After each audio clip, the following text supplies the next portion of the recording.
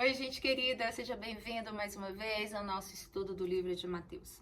A gente vai dar continuidade ao estudo de Mateus 10, nós paramos no versículo 8, falamos daquele momento em que nós, enquanto discípulos, somos chamados para sermos elemento de cura, ser fator de cura para o outro, nós somos chamados para nos colocarmos a serviço do próximo, né? Como isso é salvador não só do outro, mas da nossa própria existência, né?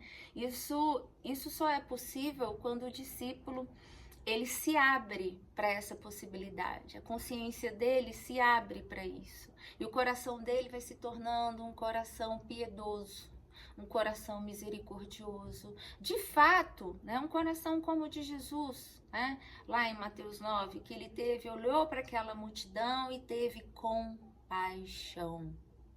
O que era compaixão? Lembra do que a gente falou? A compaixão é o mover, é a empatia associada com o ir fazer, com o servir, com se tornar elemento, né, de cura e de transformação na vida do outro.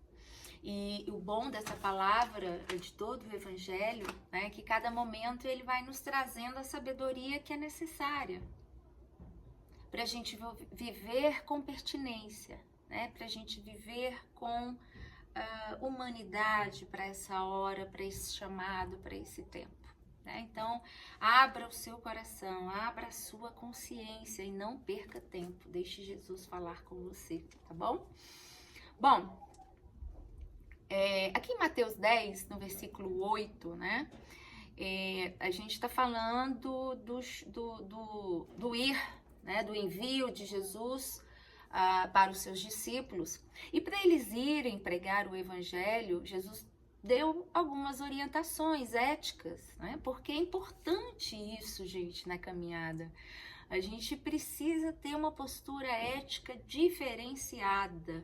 É o que o Evangelho faz com a gente. O Evangelho faz com a gente essa transformação. O Evangelho que não modifique a sua ética, o Evangelho que não transforma o seu coração de pedra num coração de carne, o Evangelho que não mude as suas prioridades e a sua forma de pensar, suspeite dele, né?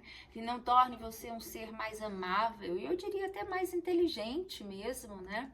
Pelo menos é isso que Jesus traz pra gente, né? A gente ter habilidades para tratar com o próximo. Ele refina, o Evangelho ele traz um refinamento na minha consciência, nas minhas cognições todas, e por causa disso até, né, naturalmente há um refinamento, há uma propriedade nas minhas emoções, elas se tornam saudáveis, lúcidas, claras como a neve.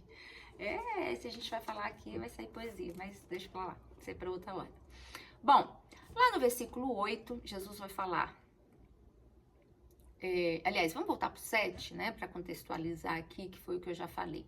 E indo, pregai, dizendo, o reino dos céus está próximo. Foi o que Jesus falou para os seus discípulos. Então, vocês vão curar os enfermos, no 8, limpai os leprosos. Gente, limpar os leprosos hoje é uma coisa, porque tem vacina, tem medicamento, tem penicilina, tem isso, tem aquilo. Limpar os leprosos no século I, onde só se tinha fé, é difícil. Pensa o desafio dos discípulos. Meu Deus, né? Jesus tacou a mão no peito de um leproso e tirou a lepra com a mão. E aí o discípulo se vê nesse desafio de limpar a feridinha, cuidar, passar o azeite, como o bom samaritano fez, né? Depois joga água, vai acalmando, né, o dono dessa ferida, vai acalmando a ferida, dia a dia ali fazendo um curativo. E aí hoje a gente não tem mais esses leprosos, não esse tipo de leproso ao qual se tinha no século I, mas a gente pode pensar nos leprosos de hoje. Quem são os leprosos de hoje? Aonde eles estão? né? Como vivem, como se multiplicam no século XXI, numa sociedade extremamente, né, capitalista, no sentido de ter, na busca por suas próprias riquezas. Aonde está esse leproso? Quem a gente deve incluir nessa roda da sociedade, da nossa comunidade local, da nossa igreja, né, da nossa vizinhança? Quem são os leprosos de hoje? Bom, há muitos leprosos ao nosso redor, com inúmeras feridas. Mas aquele aos quais a sociedade coloca à margem, que o leproso é esse camarada, o leproso é esse cara que está à margem, é essa criança abandonada que está à margem, é o jovem usuário de droga que está à margem, é a prostituta dos dias de hoje, desde sempre, que está à margem. São os filhos, né? Que é uma expressão que infelizmente a gente tem nos dias de hoje, os filhos do feminicídio, são os leprosos, eles ficam à margem. A sociedade não os coloca para dentro. Perderam, né, a sua mãe, perderam o seu cuidado maior. Quem cuida dessas crianças, né? Quem cuida desses filhos? Os leprosos de hoje são os usuários de crack, a população que vive em situação de rua, são os leprosos do nosso tempo. São os leprosos do nosso tempo, são os que vivem em barraquinhas, em tendas nas nossas capitais, nas nossas cidades. Os leprosos de hoje são os homens trans, as mulheres trans, a população LGBTQIA+, plus, enfim, né? Toda essa população que ainda, infelizmente, por muitos círculos de grupos de pessoas, até dentro da igreja, né, são ainda considerados como leprosos, ninguém quer, né? Eu sei um pouco o que é ser leprosa, né? Eu me lembro, quando eu me separei, eu encontrava as pessoas na rua, né, e as pessoas falavam: você ainda está na igreja? Você ainda está em alguma igreja? Né? As pessoas olhavam assim, e eu ficava pensando, mas Jesus está no sangue, ele nunca saiu de mim. Né? Naquela época, assim, eu acredito que ainda um pouco hoje, as pessoas ainda têm um pouco essa noção, né? Mas você fica à margem da família cristã, que é perfeita, né? Que, enfim, carrega todo aquele estereótipo, e fora dela a igreja acaba excluindo as demais famílias, né? Eu vivi isso. E de maneira que são leprosos. O mau cheiro deles não vem por uma ferida aberta e visível. O mau cheiro deles vem pela presença deles, obviamente, mas são feridas de outra forma. E é essa leitura que a gente precisa fazer por meio do Evangelho, né? Aqui está falando que a gente precisa limpar, a gente precisa cuidar, a gente precisa fazer essas pessoas, né, serem alcançadas, tocadas, né? Para limpar você precisa cuidar, você precisa tocar. E a gente precisa tocar, precisa olhar no olho, precisa perguntar como está. E a gente não faz isso com ninguém distante da gente, né? A gente faz com quem está perto. Ressuscitai os mortos todos que estão ao redor, que a gente vai encontrar pelo caminho. A gente ressuscita pessoas mortas com milagres mesmo, né? Como Jesus fez com a menina Talita Cumi, mas levanta e mata também, né? Como a gente falou aqui nos vídeos anteriores, com palavras. A gente ressuscita muita gente com uma boa palavra, com um abraço, com carinho, né? São formas de ressuscitar pessoas, né? Você dando esperança, você sendo a resposta de inúmeras orações que você nem sabe que fizeram, e que de repente Deus te conduz para aquele lugar, né? Conduz numa fala, num momento de silêncio que às vezes você nem sabe o que falar para alguém, mas só a sua escuta, né, já traz vida, já traz esperança, já traz fé, já traz uma nova consciência, um novo estado de ser daquela pessoa. E é nesse caminho que a gente vai se colocando, de limpar, de ressuscitar. E a gente só pode ressuscitar o outro se nós também estivermos nesse caminho, né? Expulsai os demônios. Expulsar demônios é estar em contato com as questões imateriais da existência, né? Você se dispor para esse caminho, você se relacionar com o mundo espiritual. Para que isso aconteça, nossa conexão tem que ser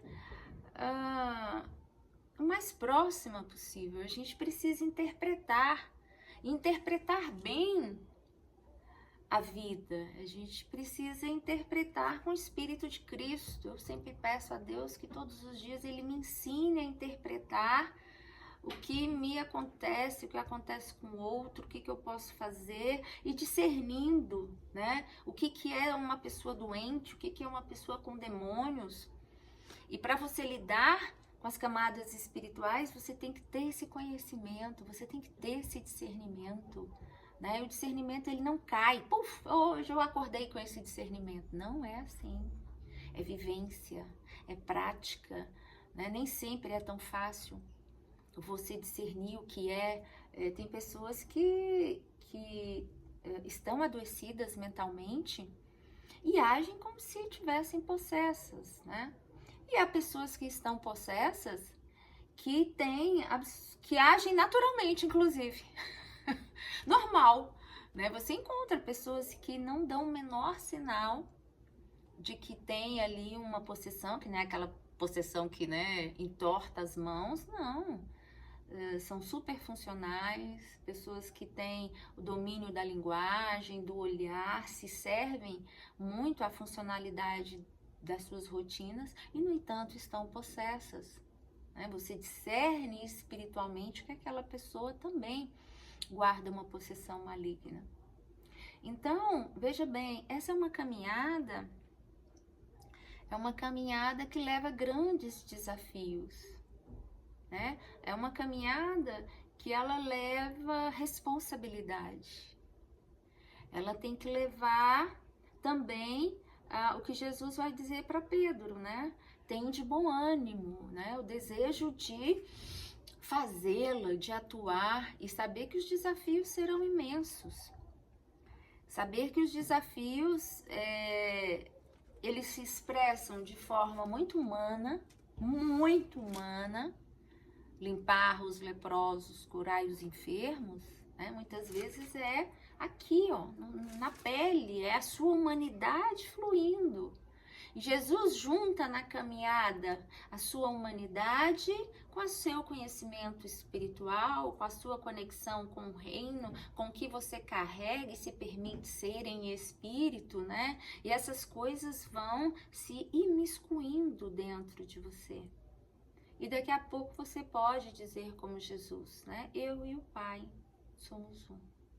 Essa é a caminhada do discípulo. Essa é a proposta de Jesus para nós, né? Que a gente ande com os olhos nele, aprendendo dele, discernindo a vida a partir dele, e em discernindo, em se apropriando desse conhecimento, a gente seja esse rio de água viva, por onde esse conhecimento vai ser derramado sobre o outro, né? E o outro também vai derramar sobre outros, e a vida é esse fluir de água viva, né? Que Deus tenha misericórdia de nós, Deus tenha misericórdia de nós, e nos ensine a discernir espíritos, potestades, feridas e os necessitados, porque é nessa caminhada que nós seremos julgados. Deus te abençoe e eu te aguardo. Até a próxima.